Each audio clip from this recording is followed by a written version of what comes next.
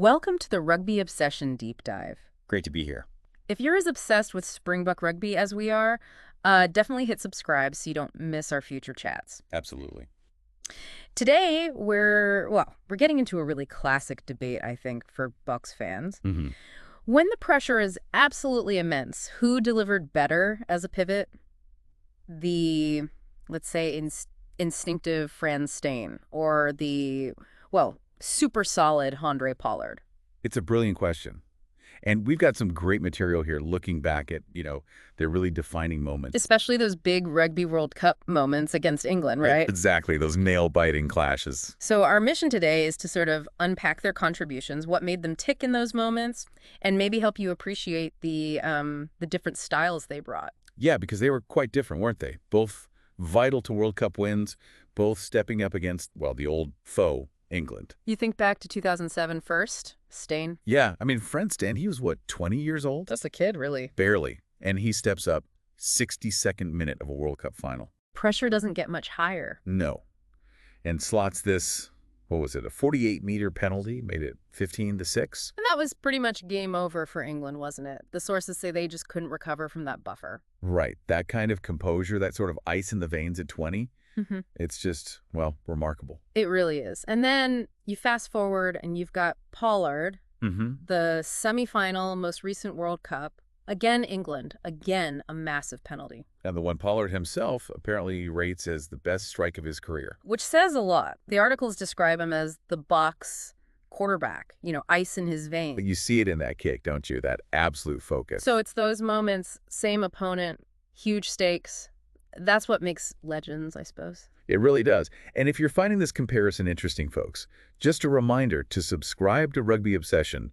We do deep dives like this all the time. Definitely do. But what's really interesting, I think, isn't just that they kick them, but how different they were as players. Yeah, the styles. King gets called a maverick, doesn't he? He does. Like, this unpredictable talent in maybe a more structured era sometimes for the Bulls. Exactly. And ludicrously gifted. Yeah. I mean, you think about some of the drop goals he kicked. Oh, from anywhere. Just ridiculous range, impossible angles sometimes. It wasn't just place kicking. No, definitely not. And the source material really backs that up, talking Yeah. about his wider impact. Like what? Well, his presence in the dressing room, apparently. Mm. Big tackles, that natural flair. And versatility. He could play anywhere almost. Exactly. Center, fullback, fly half. And they mentioned his supreme in-game intelligence, his improvisation. He wasn't just a kicker. No, he was a total game changer, potentially. Someone who could just produce magic. Which brings us back to Pollard, as he described. More the composed general. Yeah, the quarterback analogy fits well, I think. That focus, that composure under fire, especially with the boot. So it's almost like Stein's impact was maybe broader, more explosive, unpredictable flashes. Possibly. Whereas Pollard's is maybe more concentrated on that specific role of steering the ship and nailing those clutch kicks. Laser focus. It's a fascinating contrast, isn't it? Steyn, the young gun, the maverick with that '07 kick and all the other stuff. Mm-hmm. Then Pollard, the experienced leader, delivering with almost like metronomic precision in that recent semi. Both against England, both massive. And the source material cuts right to it, doesn't it? It asks, who did it better? Yeah, it puts it right out there. Which forces you, the listener, to think. What do you value more in that situation? Is it the youthful audacity and sheer distance of Steyn's final kick? Or is it the clinical must-make nature of Pollard's semifinal penalty, the one he ranks highest himself? There probably isn't a single right answer, is there? No, I think it really boils down to personal preference, what resonates with you when you think back on those moments. Absolutely. And this is where we'd love to hear from you listening. Yeah, definitely. The articles we looked at, they specifically ask who's your favorite goal kicker in Springboks history? And about these specific kicks, who did it better? And they give you ways to chime in. You can leave a comment or send a WhatsApp. The number is 060-011-0211. Right.